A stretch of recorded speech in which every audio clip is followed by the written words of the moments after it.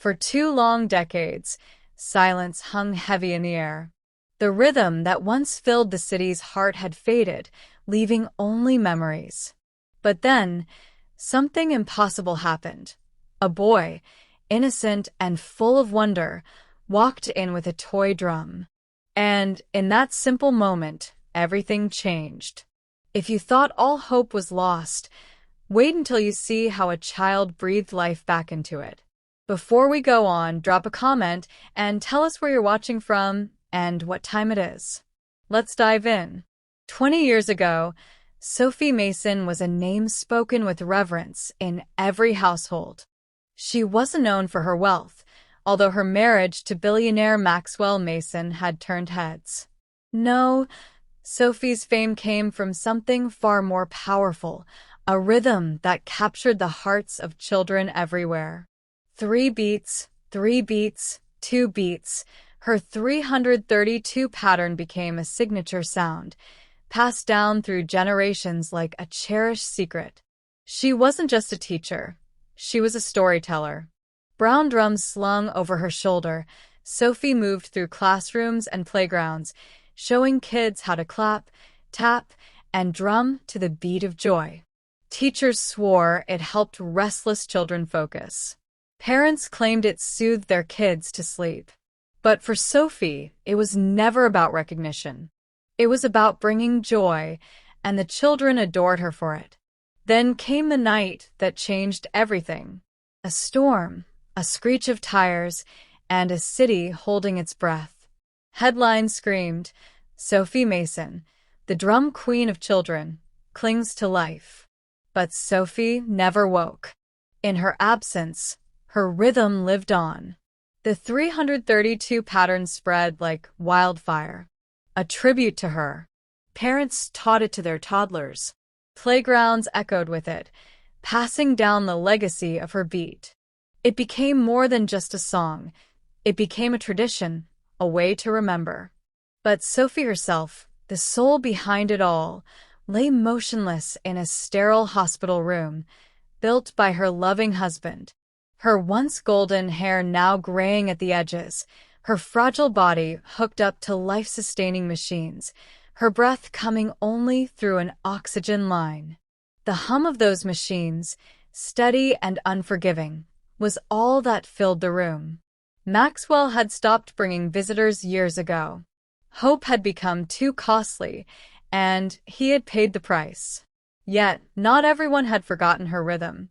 "Elijah," Nia whispered sharply, pulling her son's hand as she changed linens. "Stay in the family lounge." "I won't wander, I promise," the little voice answered softly. 5-year-old Elijah, with his blue toy drum and red strap, carried the beat of Sophie's legacy wherever he went. Whenever he was nervous, his tiny hands tapped the wooden sticks against the drum. His mother scolded him, but nothing could stop him. The rhythm hadn't died. It was alive, and now it was about to do the impossible.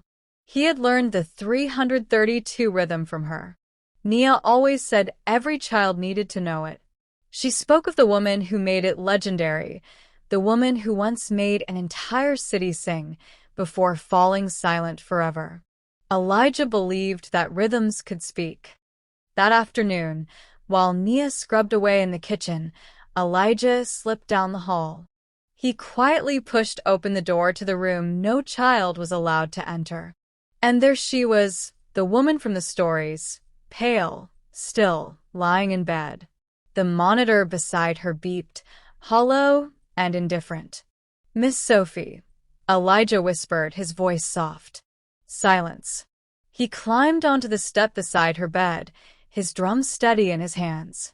Just then, the doctor appeared in the doorway, eyes widening in surprise.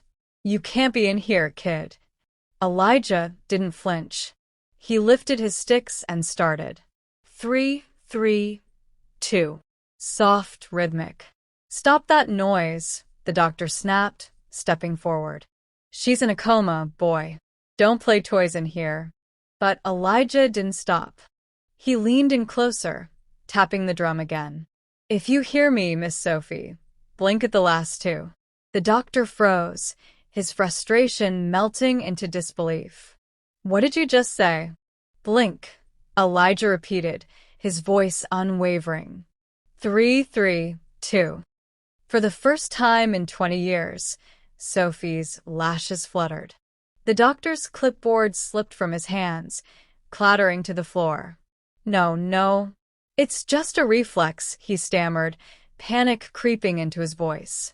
It's a coincidence, it has to be. Elijah didn't stop. He tapped again, steady, unrelenting. His lips moved along with the count. 3, 2, blink again if you know this. Sophie's eyelids lifted. Once, twice. Perfectly on beat. The doctor staggered back, hands clutching his head. Oh my God. At that moment, Nia burst in, towel still in hand. Elijah, I told you. Her eyes flicked from the doctor's stunned face to the boy, then to the woman lying in bed. What's happening?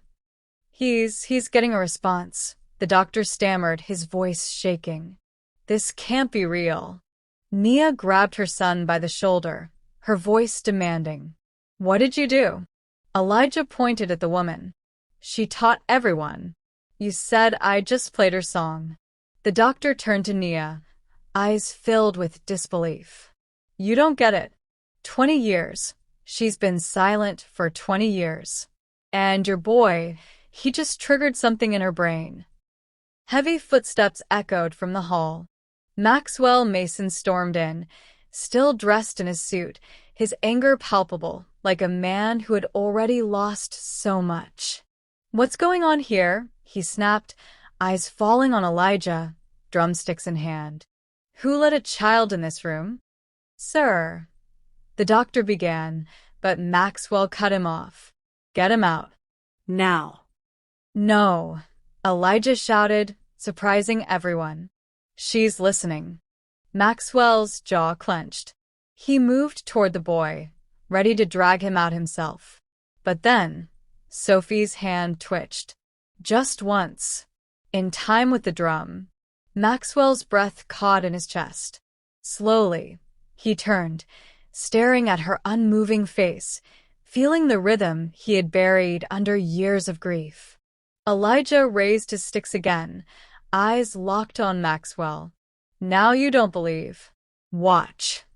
3, 3, 2. On the last 2 beats, Sophie blinked. Purposeful. Clear. The room fell dead silent, save for the faint beep of the monitor. Maxwell stumbled back, his knees buckling against the bed rail. For the first time in 2 decades, he whispered her name, his voice breaking. Sophie. Dear God, she answered. The doctor, still in shock, was the first to find his voice. Mr. Mason, I need to run a neurocheck. We have to confirm this is consistent. Maxwell's gaze never left Sophie's face. Do it. Do anything.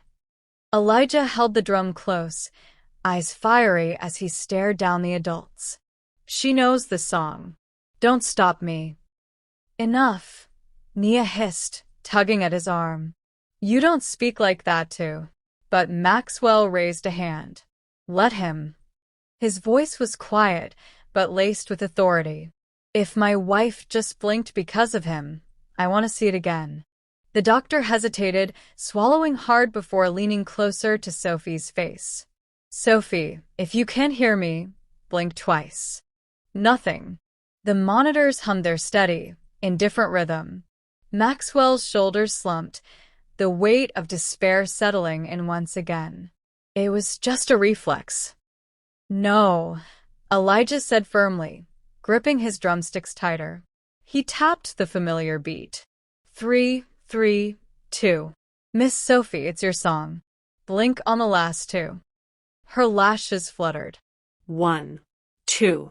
The doctor gasped, his hands trembling as he reached for his stethoscope. This is a purposeful response. It can't be chance. He turned to Maxwell, his voice shaken. She's minimally conscious. We need to document this. Do you understand what this means? Maxwell collapsed into the chair beside the bed, hands covering his face. His voice cracked as he whispered, "It means she's still here. I thought I lost her, and she's still here." Elijah looked up, his chest heaving from the effort. "She listened because I played her song. My mom taught me 332. She said it was Sophie's rhythm. Everyone knows it."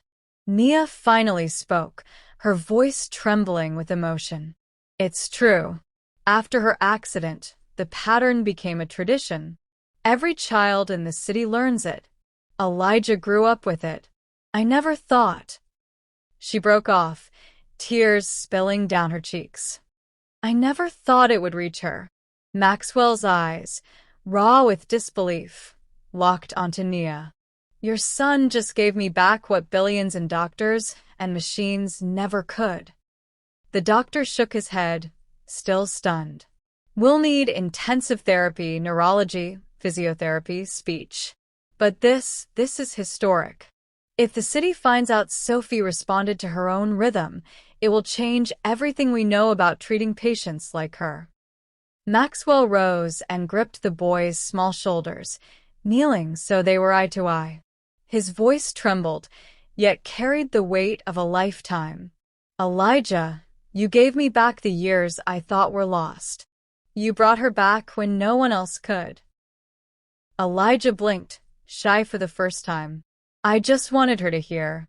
Maxwell pulled him into a tight hug, ignoring the awkward drum between them. "You did more than that. You gave me back my wife." The days that followed spread like wildfire. News of the miracle leaked first through the hospital staff, then exploded into the media. Coma patient responds after 20 years to her own viral rhythm. Headlines blazed across the city. Parents wept. Children tapped on desks. Old recordings of Sophie teaching the 332 rhythm flooded social media. Maxwell, once a recluse, now stood before cameras with Nia and Elijah at his side. His voice was steady, but his eyes betrayed him, glistening with emotion. "My wife taught this rhythm to children long before she lost her voice. Today, a child gave her voice back. From this day forward, I will fund every therapy that uses music, rhythm, and memory to bring patients home." Reporters shouted questions, camera flashes blinding the room, but Maxwell bent down to whisper only to Elijah. "You're her drummer now." In the hospital, therapy sessions began. Elijah was there every day, playing softly, steady, patient. Sophie's eyes tracked his movements. Her hand twitched. Then, faint but clear, her lips parted and she whispered a single word. "Beat." Maxwell collapsed against the bed, sobbing into her hand, whispering, "I hear you, Sophie. I hear you." The doctor documented every moment, but it was the simplest sight that spread through the city. A boy with a toy drum tapping the rhythm the whole world knew, while a woman who had been asleep for 2 decades blinked in time, slowly returning. Nia stood, her heart swelling with pride and wonder. She had fought tooth and nail to survive, yet her son had done what seemed impossible. And there, Maxwell Mason, a billionaire weathered by loss, bent over his wife, his voice thick with emotion. "You'll finish your song, and I'll be here for every note, every beat." Playgrounds echoed with the sounds of children drumming the 332 louder than ever. But now, it wasn't just Sophie's legacy. It was her comeback. Do you believe music can reach where medicine falls short? Share your thoughts below. And if you want to follow Sophie's journey back to life, make sure to like, subscribe, and hit the bell so you never miss another inspiring moment.